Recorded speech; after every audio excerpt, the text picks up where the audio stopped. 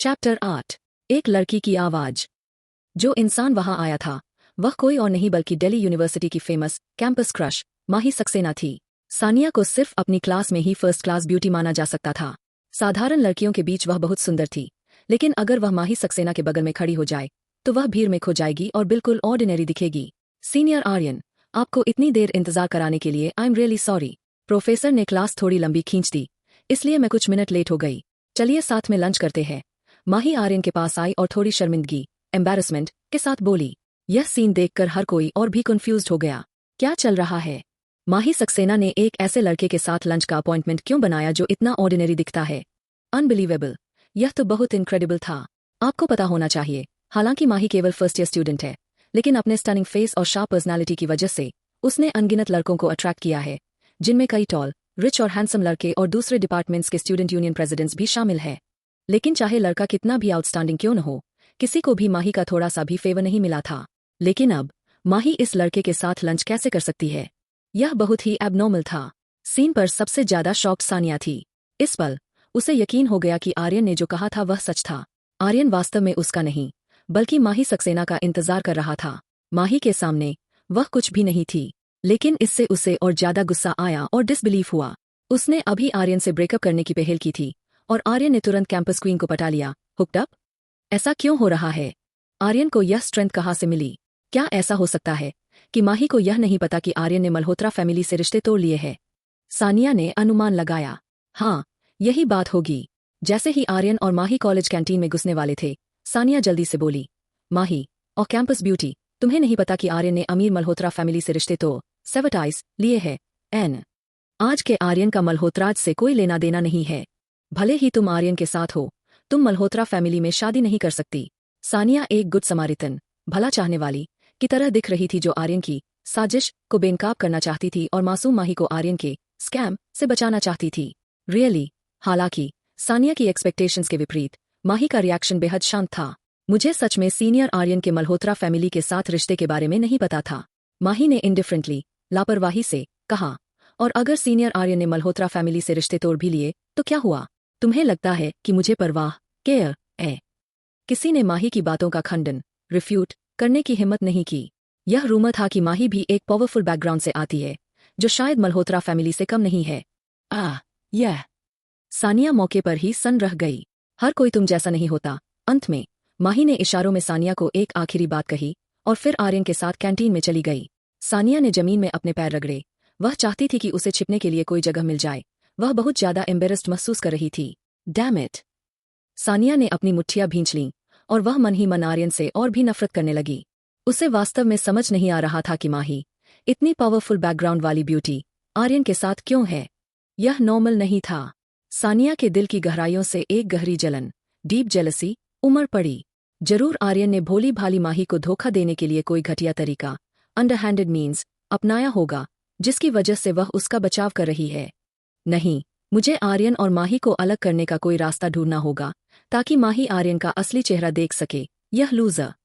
सानिया ने मन ही मन साजिश रची। दूसरी तरफ आर्यन और माही ने अपना लंच खरीदा और एक कोने की टेबल पर बैठ गए। सीनियर आर्यन, आप और मेरी दीदी एक दूसरे को कैसे जानते हैं? बैठने के बाद माही अपनी बड़ी प्यारी आंखों से आर्यन को घूर रही थी, बिल्कुल एक जिज्ञासु बच्चे की तरह। उसने आर्यन को टेक्स्ट करके लंच पर बुलाने की पहल एक साधारण कारण से की थी। वह आर्यन और अपनी बहन रिया के बीच के असली रिश्ते का पता लगाना चाहती थी। हालांकि उसकी दीदी ने कल रात समझाया था कि उनका आर्यन के साथ कोई रिश्ता नहीं है, लेकिन माही ने केवल आंशिक रूप से, पार्शली, विश्वास किया। वह मानती थी कि उसकी बहन अभी उसे डेट नहीं कर रही है, लेकिन उसे विश्वास नहीं था कि दोनों सिर्फ साधारण दोस्त हैं जो अभी मिले हैं। वह अपनी बहन रिया की कोल्ड पर्सनालिटी को जानती थी। अगर उसके दिल में आर्यन के लिए थोड़ा सा भी अफेक्शन नहीं होता, तो भले ही उसके टखने में चोट लगी हो, चाहे कितनी भी बुरी तरह, रिया कभी भी आर्यन को उसे वापस विला तक ले जाने, कैरी करने के लिए सहमत नहीं होती। इसलिए माही ने अनुमान लगाया कि उसकी बहन और आर्यन के बीच जरूर कोई कॉम्प्लिकेटेड डायनामिक है। इसने माही की दिलचस्पी जगा दी, जो बेहद क्यूरियस थी। मैं सिटी सेंटर फाइनेंशियल टावर का ओनर हूँ और मिस सक्सेना की कंपनी मेरी बिल्डिंग रेंट पर लेती है, आर्यन ने जवाब दिया। माही ने लगातार कई सवाल पूछे, लेकिन आर्यन के जवाबों ने उसे कोई अनएक्सपेक्टेड गॉसिप नहीं दी। आर्यन और उसकी बहन वास्तव में साधारण दोस्तों की तरह लग रहे थे। ये दोनों बहुत टाइट लिप्ड, बात न बताने वाले हैं। माही ने मन ही मन शिकायत की, लेकिन यह जितना नॉर्मल लग रहा था उतना ही गड़बड़ फिशी था, और वह हार नहीं मानेगी। दोनों का लंच खत्म होने के बाद जब माही को पता चला कि आर्यन की दोपहर में कोई क्लास नहीं है और वह वापस विला जा रहा है, तो उसने तुरंत लिफ्ट मांगी, यह कहते हुए कि वह अपनी बहन के घर जा रही है। आर्यन मान गया। माही पहले अपना कुछ सामान लेने हॉस्टल गई और वे कॉलेज गेट पर मिलने के लिए सहमत हुए। आर्यन अपनी कार लेने के लिए पार्किंग लॉट की ओर गया। पार्किंग लॉट के रास्ते में सिस्टम की आवाज आर्यन के कानों में गूंजी। Ding! On the third day of severing the relationship, reward 12% of the shares of the 10,000 crore empire, Vanguard Group, becoming the third largest shareholder of Vanguard Group. हाँ? आर्यन की आंखें तुरंत चमक उठीं। उम्मीद नहीं थी कि तीसरे दिन सिस्टम उसे एक मैसिव कॉन्ग्लोमरेट के शेयर्स इनाम में देगा। वह एक अमीर, त्यागे हुए पोते से 10,000 रुपये करोड़ के साम्राज्य का थर्ड लार्जेस्ट शेयर होल्डर बन गया। यह इनाम वास्तव में समय पर मिला था। उसे अब इंडस्ट्रियल एसेट्स की जरूरत थी। वैंगार्ड ग्रुप दिल्ली की सबसे बड़ी कंपनियों में से एक, बहुत पावरफुल था, जिसकी मार्केट वैल्यू लगभग 10,000 रुपये करोड़ थी। सिस्टम ने उसे 12% शेयर्स दिए, जो कि कम से कम 1,200 रुपये करोड़ के बराबर थे। पिछली रिवॉर्ड्स मिलाकर उसकी नेटवर्थ अब 3,500 रुपये करोड़ से पार हो गई थी। 3 दिनों में उसकी नेटवर्थ कुछ 100 रुपये से बढ़कर 3,500 रुपये करोड़ से ज्यादा हो गई थी। यह ग्रोथ बहुत तेज थी। सिस्टम द्वारा दिया गया लॉन्ग टर्म मिशन मुंबई के सिंघानिया परिवार को पैरों तले रौंदना था, जिसकी समय सीमा 90 दिन थी। इस रफ्तार से ऐसा लग रहा था कि सिंघानिया को कुचलने, क्रश में इतना समय नहीं लगेगा। सॉलिड सोचते हुए आर्यन कॉलेज पार्किंग लॉट में पहुंचा, लेकिन इससे पहले कि वह अपनी कार तक चल पाता, एक अनएक्सपेक्टेड फिगर अचानक सामने आ गया। चैप्टर 9। वह आदमी कोई और नहीं बल्कि आर्यन का सेकंड कजिन विक्रम था। जिस वक्त आर्यन ने विक्रम को देखा, उसी वक्त विक्रम ने भी आर्यन को देख लिया। हे, मैंने एक्सपेक्ट नहीं किया था कि हम यहाँ मिलेंगे। विक्रम के चेहरे पर एक प्लेफुल स्माइल थी। वह और उसके दोस्त अभी अभी कॉलेज वापस आए थे और अपने दादाजी के इंस्ट्रक्शंस को फॉलो करते हुए आर्यन को ढूंढकर उस पर हमला करने, ट्रबल क्रिएट करने वाले थे। उम्मीद नहीं थी कि वे पार्किंग लॉट में ही मिल जाएंगे। क्या कोइंसिडेंस है? आर्यन को ढूंढने में समय बर्बाद करने से बच गए। भाई, जानते हो यह कौन है? विक्रम ने अपने बगल में खड़े 3-4 चमचों, यंगर ब्रदर्स, को देखा और गर्व से पूछा, क्या यह आर्यन नहीं है? यह भाई विक्रम का कजिन है, चमचों ने धीमी आवाज में जवाब दिया। तुम गलत हो। यह मेरा फॉर्मर कजिन है। आज के आर्यन ने खुद हमारी मल्होत्रा फैमिली से रिश्ते तोड़ने, सेवरटाइज की पहल की है। अब इसका मुझसे कोई लेना देना नहीं है, विक्रम ने जोर से कहा। क्या? इसने खुद फैमिली से रिश्ते तोड़ने की पहल की? क्या यह पागल, क्रेजी है? सही बात है। क्या इसके दिमाग में कुछ गड़बड़ है? चमचे आर्यन को ऐसे देख रहे थे जैसे वह मेंटली इल हो। वे अमीर परिवारों के बच्चे बनने का सपना देखते थे, लेकिन जब इस आर्यन की बात आई तो उसने खुद अमीर परिवार से रिश्ते तोड़ लिए। अगर वह पागल नहीं था तो ऐसा कौन करेगा? कैसा है आर्यन? हमारे परिवार से रिश्ते तोड़े हुए यह तीसरा दिन होना चाहिए। क्या तुम्हें पछतावा, रिग्रेट है? विक्रम ने गर्व से पूछा। रिग्रेट? हाँ, तुम्हारी मल्होत्रा फैमिली से रिश्ते तोड़ना मेरी लाइफ का सबसे करेक्ट चॉइस है, आर्यन ने भी मुस्कान के साथ जवाब दिया। पिछले कुछ दिनों में जब से उसने परिवार से नाता तोड़ा था, उसकी नेटवर्थ 3,500 करोड़ से ज्यादा बढ़ गई थी, और यह केवल तीसरा दिन था। भविष्य में उसकी नेटवर्थ और बढ़ेगी, यहाँ तक कि वह मल्होत्रा परिवार और मुंबई के सिंघानिया परिवार से भी आगे निकल जाएगा। इसके अलावा अगर वह परिवार में रहता भी तो आर्यन को कोई प्रॉपर्टी नहीं मिलती। सामने खड़े इस विक्रम को ही ले लो। हालांकि वह अभी बहुत एरोगेंट है, लेकिन वह भी परिवार की यंगर जनरेशन में एक साधारण व्यक्ति है। भविष्य में जब प्रॉपर्टी का बंटवारा होगा तो विक्रम को ज्यादा से ज्यादा 10 से 20 करोड़ ही मिलेंगे। हाँ, आर्यन, तुम बस जिद्दी, स्टबर्न बन रहे हो, विक्रम ने ताना मारा। उसे आर्यन की बकवास पर विश्वास नहीं हुआ। Most correct choice. रिडिकुलस। हमारे परिवार से रिश्ता तोड़ लिया और अब तुम शायद 1,000 नहीं 500 रुपये भी नहीं निकाल सकते और एक असली गरीब, पुअर बास्टर्ड बन गए हो। पिटिफुल, विक्रम ने नफरत, कॉन्टेम्प्ट के साथ कहा।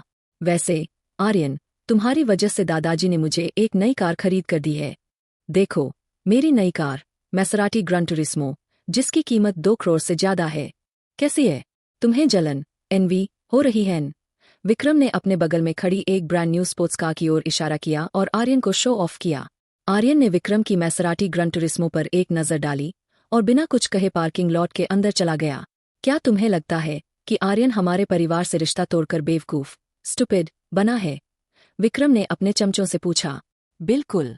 यह सिर्फ बेवकूफी नहीं है। दुनिया में इसके जैसा बेवकूफ कोई नहीं है। चमचों ने जल्दी से विक्रम की हाँ में हाँ मिलाई। अगर तुम, आर्यन, हमारे परिवार से रिश्ता तोड़ते हो, तो तुम अपनी जिंदगी में कभी भी 2 करोड़ से ज्यादा की लग्जरी कार नहीं चला पाओगे। तुम शायद 5 से 10 लाख की टूटी हुई कार भी नहीं चला पाओगे। विक्रम ने आर्यन को जाते हुए देखा और सोचा कि आर्यन डर गया है, इसलिए उसने जोर से चिल्लाया। लेकिन इससे पहले कि वह अपनी बात पूरी कर पाता, अगले ही सेकंड आर्यन अपनी लैम्बोर्गिनी अवेंटेडर में बैठ गया, जो पार्किंग लॉट में थोड़ा अंदर खड़ी थी और जिसकी कीमत 12 करोड़ से ज्यादा थी, और कार स्टार्ट कर दी। व्रूम व्रूम, इंजन की दहाड़ गूंज उठी। यह दृश्य देखकर विक्रम हैरान रह गया। यह तो लैम्बोर्गिनी बुल है। विक्रम कांपती हुई आवाज में बोला। क्या उसे हैलुसिनेशन, भ्रम, हो रहा है? यह एक टॉप लक्जरी कार है, जिसकी कीमत 12 करोड़ से ज्यादा है। इसकी तुलना में उसकी मैसराटी तो बस एक बच्चा, यंगर ब्रदर, है। दांत पीसते हुए विक्रम ने खुद को जोर से थप्पड़ मारा। चटाक, स्नैप। एक कुरकुरी आवाज आई और विक्रम को अपने चेहरे पर तेज दर्द महसूस हुआ। वह सपना नहीं देख रहा था, नहीं भ्रम में था। विक्रम का यह हाल था तो उसके चमचों की बात ही छोड़ो। इस पल विक्रम के चमचे इतने शॉक थे कि वे बोल भी नहीं पा रहे थे। फिर विक्रम की फटी आंखों के सामने आर्यन धीरे धीरे उस 12 करोड़ की कार को उसके पास से ड्राइव करते हुए ले गया। यह कैसे हो सकता है? यह कैसे हो सकता है? विक्रम सन्न रह गया। उसकी कल्पना, इमेजिनेशन में परिवार से रिश्ता तोड़ने के बाद आर्यन की हालत बदतर होती जानी चाहिए थी और वह पाई पाई का मोहताज होना चाहिए था। आर्यन अब करोड़ों की लैम्बोर्गिनी जैसी लक्जरी कार कैसे चला रहा है? यहां तक कि मल्होत्रा परिवार की यंगर जनरेशन के सबसे अच्छे कजिन के पास भी ऐसी लग्जरी कार नहीं है। यह क्या हो रहा है? आर्यन परिवार छोड़ने के बाद और बेहतर कैसे होता जा रहा है? यह अनरीजनेबल है, खासकर जब उसने सोचा कि उसने अभी अभी आर्यन का मजाक उड़ाया था और आर्यन के सामने अपनी मैसराटी का शो ऑफ किया था, तो विक्रम को अपना चेहरा जलता हुआ, बर्निंग, महसूस हुआ। अब वह वास्तव में शर्मिंदा, एम्बेरस्ड था। विक्रम पूरी तरह से कंफ्यूज्ड होकर वहीं खड़ा रहा, जबकि आर्यन कॉलेज गेट पर आया, माही को पिक किया और दोनों सीधे royal palms estate, using villa की ओर चले गए। रास्ते में आर्यन को वैंगार्ड ग्रुप, टेंगफी ग्रुप के president mister Verma, Zheng Jingade का कॉल आया। मिस्टर वर्मा ने सबसे पहले आर्यन को उनके वैंगार्ड ग्रुप का 3rd लार्जेस्ट शेयर होल्डर बनने पर बधाई दी और फिर आर्यन को समय मिलने पर ग्रुप विजिट करने और एक दूसरे को जानने के लिए आमंत्रित, इनवाइट किया। ठीक है, ऐसा करते हैं मिस्टर वर्मा, मैं कल दोपहर वहां आता हूं, आर्यन ने सोचकर फैसला किया। ओके मिस्टर आर्यन, हमारा अपॉइंटमेंट पक्का रहा। कल दोपहर ग्रुप में मिलते हैं। दोनों पक्षों ने समय और जगह तय कर ली। आधे घंटे से ज्यादा समय बाद आर्यन रॉयल पाल्म्स एस्टेट पहुंचा। माही ने आर्यन को अलविदा कहा और बगल में अपनी बहन रिया के विला में चली गई और कार पार्क करने के बाद आर्यन भी अपने विला में लौट आया। आज उसके पास समय था और आर्यन अपने सिस्टम को ध्यान से स्टडी करना चाहता था। 10 मिनट बाद आर्यन ने एक बेहद महत्वपूर्ण खोज, डिस्कवरी की।